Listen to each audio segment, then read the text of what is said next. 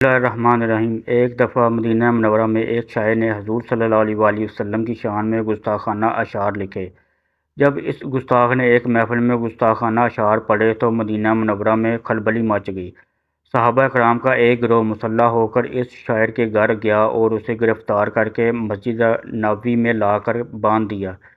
کچھ دیر بعد حضور نبی کریم صلی اللہ علیہ وآلہ وسلم نماز کے لیے تشریف لائے تو صحابہ کرام حضور صلی اللہ علیہ وآلہ وسلم سے عرض گزار ہوئے، یا رسول اللہ صلی اللہ علیہ وآلہ وسلم، اس شخص نے آپ صلی اللہ علیہ وآلہ وسلم کی شان میں گستاخی کی ہے۔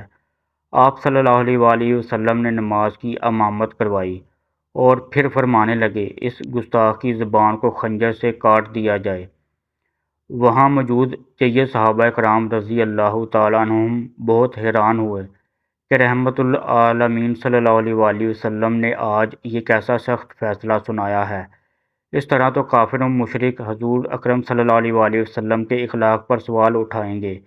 ہر طرف سرگوشیاں ہونے لگیں۔ آپ صلی اللہ علیہ وآلہ وسلم کے داماد حضرت علی رضی اللہ تعالیٰ عنہ بھی پاس ہی بیٹھے تھے۔ حضور اکرم صلی اللہ علیہ وآلہ وسلم حضرت علی رضی اللہ تعالیٰ عنہ سے فرمانے لگے، اے علی، اس شخص کو لے جاؤ اور تم اس کی زبان کاٹ دو۔ حضرت علی رضی اللہ تعالیٰ عنہ نے اپنے غلام کو حکم دیا کہ اونٹ تیار کرو۔ اس اونٹ پر بندھے ہوئے ہاتھوں کے ساتھ شاعر کو بٹھایا اور اسے دور لے گئے۔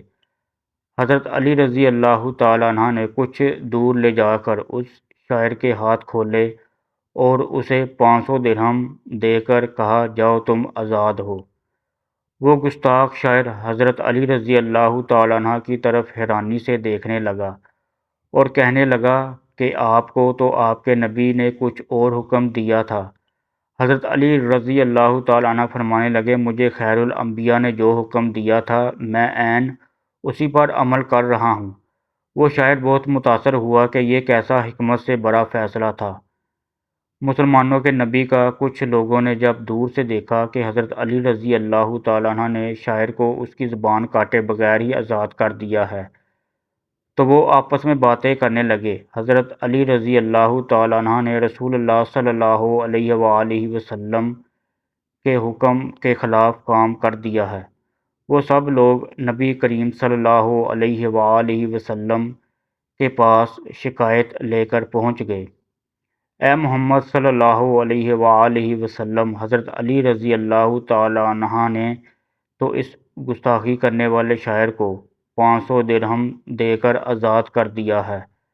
جب حضور صلی اللہ علیہ وآلہ وسلم نے ان سب لوگوں کی زبان پر شکایت کے الفاظ سنے تو فرمانے لگے کہ تم میری بات کو نہیں سمجھ سکے۔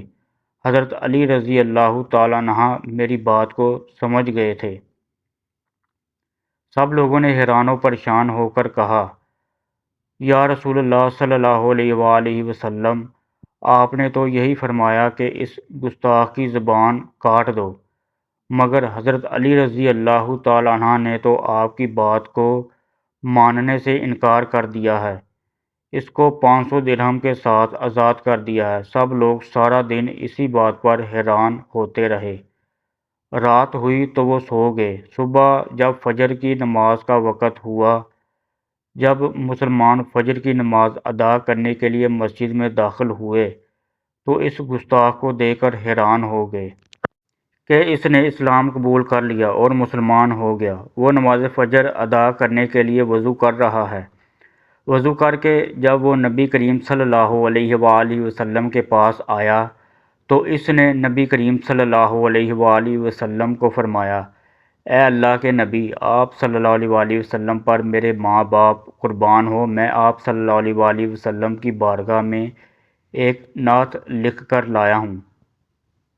نبی رحمت صلی اللہ علیہ وآلہ وسلم نے فرمایا، اے مسلمانوں، میں نے کہا تھا کہ آپ سب میری بات کو سمجھ نہیں سکے، علی میری بات کو سمجھ گئے ہیں۔ حضرت علی رضی اللہ تعالیٰ عنہ نے اس گستاخی والی زبان کو کاٹ کر رسول اکرم صلی اللہ علیہ وآلہ وسلم کی نعت پیش کرنے والی زبان میں بدل دیا۔